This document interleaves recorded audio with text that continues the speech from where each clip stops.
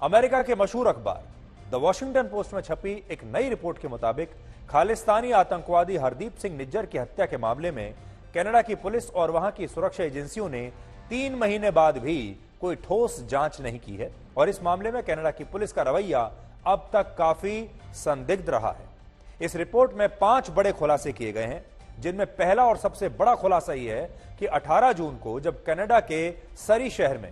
हरदीप सिंह निज्जर की हत्या हुई, उस दिन घटनास्थल पर पुलिस की पहली गाड़ी को पहुंचने में 12 से 20 मिनट लग गए, यानी पुलिस देर से पहुंची, जबकि आमतौर पर इस इलाके में पुलिस की गाड़ी हमेशा मौजूद रहती थी और कोई भी घटना होने पर 2 से 3 मिनट में ही पुलिस की गाड़ी या वैन वहां पर पहुंच जाती थी। लेकिन उस दिन ऐसा नहीं हुआ, जिससे इस मामले में स्थानीय पुलिस की भूमिका को लेकर संदेह पैदा होता है। दूसरा खुलासा यह है कि 18 जून की इस घटना का एक सीसीटीवी वीडियो भी कनाडा की पुलिस के पास है, जो लगभग 90 सेकंड का है। लेकिन इस सीसीटीवी वीडियो के बावजूद 3 महीने में एक भी आरोपी की इस मामले में गिरफ्तारी नहीं हुई है, जिससे यह पता चलता है कि इस मामले में कनाडा की पुलिस जांच करने के बजाय शायद अब तक सोती रह गई। इससे भी ज्यादा हैरानी की बात यह है कि जिस रास्ते से हमलावर हत्या करने के बाद भागे थे, उस रास्ते पर 39 घर और दुकानें हैं, लेकिन कनाडा की पुलिस ने अब तक इस घटना को लेकर इन घरों और दुकानों में रहने वाले ज्यादातर लोगों से संपर्क ही नहीं किया है और उनसे कोई सहयोग भी नहीं लिया है, जबकि ये लोग जांच में काफी मददगार साबित हो सकते थे। इसके अलावा यह घटना 18 जून को हुई थी, लेकिन कनाडा की पुलिस ने लगभग 1 महीने तक इस मामले में कोई ठोस जांच शुरू ही नहीं की। पहली बार 21 जुलाई को पुलिस ने लोगों से आरोपियों की पहचान करने में मदद मांगी और घटना के 2 महीने बाद पहली बार आरोपियों की गाड़ी की तस्वीरें जारी की गई, जबकि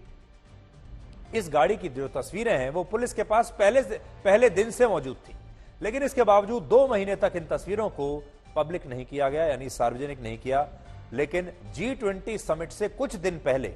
16 अगस्त को वहां की पुलिस ने ऑनलाइन इस गाड़ी की तस्वीरें सार्वजनिक करके लोगों से इसके बारे में सहयोग करने के लिए कहा। लोगों से कहा कि अगर आपके पास इसे लेकर कोई जानकारी है तो हमसे शेयर कीजिए। तो आज यहां सवाल टाइमिंग को लेकर भी है। तीसरी बड़ी जानकारी है कि उस दिन कनाडा की पुलिस न सिर्फ घटनास्थल पर देर से पहुंची, बल्कि उस दिन इस मामले की जांच को लेकर भी स्थानीय पुलिस और वहां की रॉयल कैनेडियन माउंटेड पुलिस के बीच 1 घंटे तक विवाद चलता रहा। उस दिन पुलिस की ये अलग अलग यूनिट्स 1 घंटे तक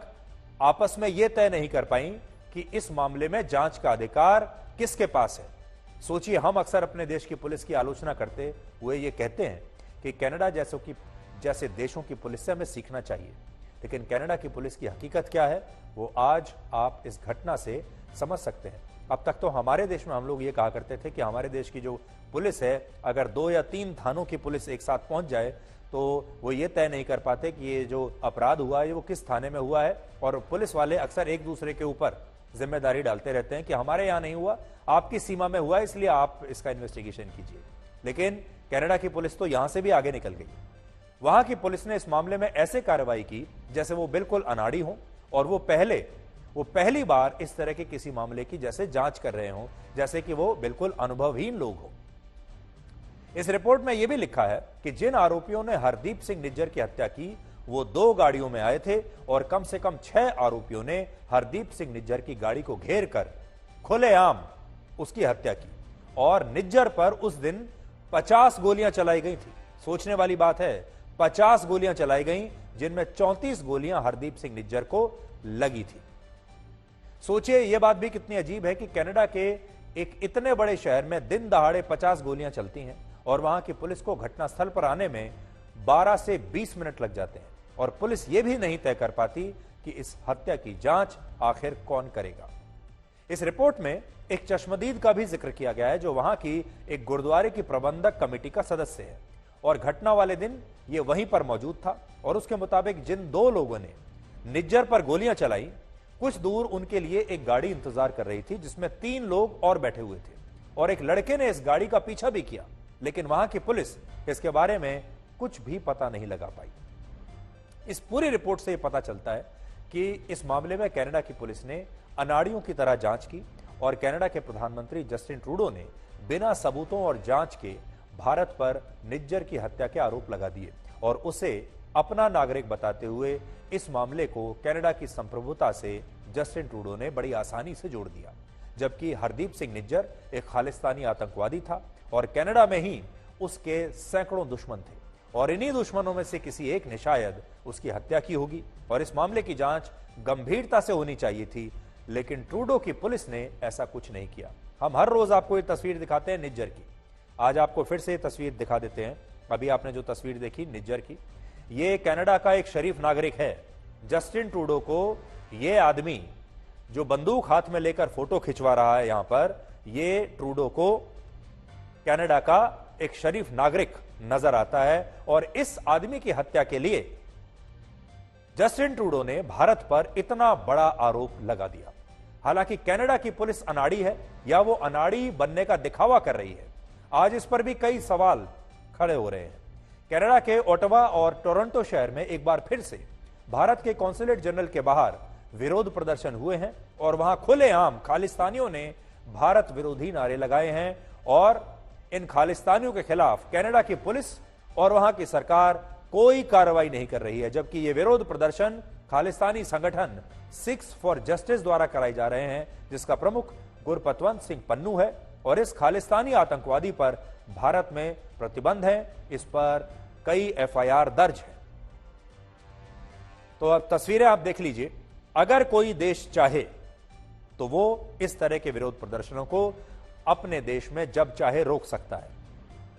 अब आप सोचिए, अगर कनाडा के दूतावास पर, हमारे देश में दिल्ली में कनाडा के दूतावास के बाहर ऐसा विरोध प्रदर्शन होने लगे और वो विरोध प्रदर्शन खुलेआम कनाडा को तोड़ने की धमकी दे, खुलेआम कनाडा के खिलाफ नारेबाजी करे और भारत सरकार उसे ना रोके, तो कनाडा क्या कहेगा? भारत सरकार चाहे तो उसे रोक भी सकती है और चाहे तो जानबूझकर इन प्रदर्शनों को होने भी दे सकती है और यही कनाडा सरकार कर रही है। कनाडा की सरकार के पास इतनी ताकत तो है ही, इतनी पुलिस फोर्स तो है ही कि वो इन खालिस्तानियों को भारतीय दूतावास तक पहुंचने से पहले ही रोक सके, इन पर लाठी चार्ज कर सके, इन्हें जेल में डाल सके, इन्हें वहां से भगा सके, क्योंकि ये मुट्ठी भर लोग हैं। यहां पर भी आप देखिए, ये कोई बहुत हजारों की संख्या नहीं है, मुट्ठी भर लोग हैं, लेकिन इन मुट्ठी भर लोगों को भी कनाडा की पुलिस वहां से भगाने में नाकामयाब रही है और ये लोग माइक पर भारत के खिलाफ खुलेआम जहर उगल रहे हैं, खुलेआम भारत को तोड़ने की धमकी दे रहे हैं, खुलेआम पंजाब को भारत से अलग करने की धमकी दे रहे हैं, खुलेआम खालिस्तान की मांग कर रहे हैं और कनाडा की पुलिस चुपचाप ये सब होने दे रही है। लेकिन अभी अमेरिका में रहते हुए ये जो नया जो खालिस्तानी आतंकवादी है पन्नू, ये कनाडा में भारत के कॉन्सुलेट जनरल के बाहर इस तरह के विरोध प्रदर्शन अमेरिका में बैठकर करवा रहा है, जिसमें भारत के पंजाब को खालिस्तान बनाने के लिए खुलेआम नारे लग रहे हैं। और इन विरोध प्रदर्शनों को कनाडा की सरकार जानते हैं क्या मानती है? वो कहती है ये अभिव्यक्ति की आजादी है और वो इसे रोक नहीं सकती। विडंबना यह है कि कनाडा की सरकार ने भारत में अपने नागरिकों के लिए एक ट्रैवल एडवाइजरी को अपडेट किया है, जिसमें सेफ्टी और सिक्योरिटी के कॉलम में यह लिख दिया है कि भारत में कनाडा के नागरिकों को अब सतर्क रहना चाहिए, क्योंकि भारत में कनाडा के खिलाफ सोशल मीडिया पर नकारात्मक माहौल है और वहां कनाडा के खिलाफ विरोध प्रदर्शन हो सकते हैं। सोचिए, भारत विरोधी प्रदर्शन कनाडा में चल रहे हैं, लेकिन कनाडा इन प्रदर्शनों को रोकने की बजाय भारत में अपने नागरिकों को सतर्क रहने के लिए कह रहा है और भारत में कनाडा विरोधी प्रदर्शन हो सकते हैं, यह अपने नागरिकों से कह रहा है। इससे आप समझ सकते हैं कि ये जो पश्चिमी देश है ये कितनी चालाकी दिखाते हैं। मेरी सहयोगी अनीशा माथुर ने कल कनाडा में इन विरोध प्रदर्शनों को वहां जाकर कवर किया था और इस रिपोर्ट में आप देख पाएंगे कि भारत विरोधी ये प्रदर्शन वहां पुलिस की इजाजत से ही खुलेआम हो रहे हैं। मैं इस समय टोरंटो में हिंदुस्तान की कॉन्सुलेट के बाहर खड़ी हूं, जहां पर कुछ 50-60 के आसपास खालिस्तानी सपोर्टर्स जो हैं वो भारत के खिलाफ नारे लगा रहे हैं, खालिस्तान के सपोर्ट में नारे लगा रहे हैं। और निज्जर, जिसको भारत की सरकार लगातार टेररिस्ट करार दे चुकी है, जिसके खिलाफ यहाँ हमारे देश में ट्रायल चल रहा है, उसको एक शहीद बताया जा रहा है यहाँ पर। ये बात जो है,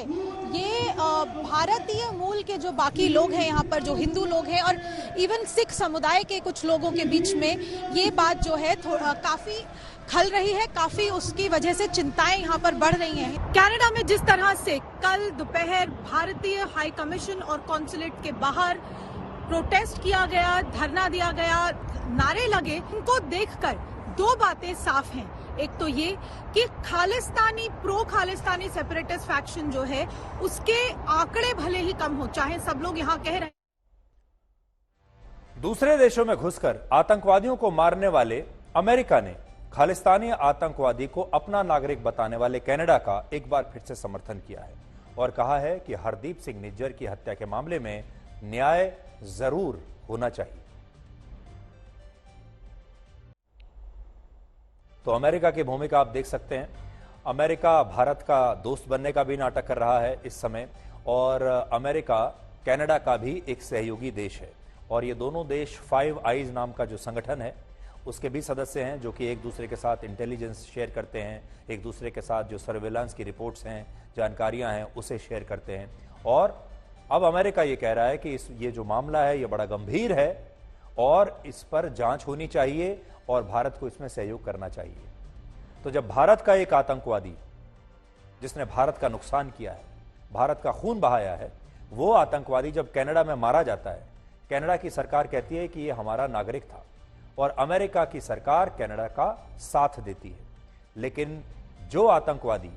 अमेरिका का नुकसान करते हैं, उन आतंकवादियों को अमेरिका किसी भी देश में घुसकर मारता है। अफगानिस्तान में जाकर मारता है, पाकिस्तान में जाकर मारता है, ईरान में मारता है, इराक में मारता है, जहां वो होते हैं वहां जाकर मार देता है और कहता है कि ये हमने दुनिया की शांति के लिए किया है। और पूरी दुनिया एक बार भी एक सवाल नहीं पूछती अमेरिका से। तो अब ये जो पश्चिमी देश हैं, आतंकवाद को लेकर इनकी जो डेफिनेशन है वो भी अलग अलग है। अगर आतंकवादी इनका है तो वो आतंकवादी कहलाएगा, और अगर आतंकवादी हमारा है तो उसे ये शरीफ नागरिक कहकर पुकारते हैं। भारत के विदेश मंत्री एस जयशंकर ने भी अब से कुछ घंटे पहले यूनाइटेड नेशंस की जनरल असेंबली में अपना भाषण दिया है, जिसमें उन्होंने आतंकवाद को लेकर कनाडा और पाकिस्तान जैसे देशों का नाम लिए बिना उनकी आलोचना की है। और इसी भाषण में उन्होंने कहा कि कुछ देश अपने बनाए एजेंडे पर दुनिया को चलाने की कोशिश कर रहे हैं, लेकिन अब इसे स्वीकार नहीं किया जा सकता। साफ साफ शब्दों में एस जयशंकर ने आज पूरी दुनिया को क्या सुनाया है, आप भी सुनिए। Nor must we countenance that political convenience determines responses to terrorism, extremism, and violence. Similarly, respect for territorial integrity and non-interference in internal affairs cannot be exercises in cherry picking. Without genuine solidarity, there can never be real trust. लेकिन ये देश ये भूल गए कि अब ये पुराने वाला भारत नहीं है, ये भी नया भारत है। पहले कुछ वर्ष पहले तक स्थिति ऐसी होती थी कि ये देश तय करते थे कि कौन आतंकवादी है और कौन शरीफ नागरिक है। ये देश तय किया करते थे कि किसे आतंकवादी कहा जाएगा और किसे नहीं कहा जाएगा। यही तय किया करते थे कि आतंकवादियों को कहां चुन चुन कर मारा जाएगा, कौन मारेगा, कैसे मारेंगे, सब कुछ इनके हाथ में होता था और बाकी की जो दुनिया है उसे सिर्फ इन्हें फॉलो करना है, सवाल नहीं पूछना। लेकिन ये नया भारत है और नया भारत अब खुलकर कनाडा का सामना भी कर सकता है। जैसा कि आपने देखा, हमने कनाडा को खुलकर जवाब दे दिया। नया भारत यूनाइटेड नेशंस के मंच पर भी पूरी दुनिया को साफ साफ शब्दों में यह सुना सकता है कि अब आतंकवाद की परिभाषा अकेले आप तय नहीं करेंगे, आतंकवाद की परिभाषा हम भी तय करेंगे। हम बताएंगे कि कौन आतंकवादी है और कौन शरीफ नागरिक है।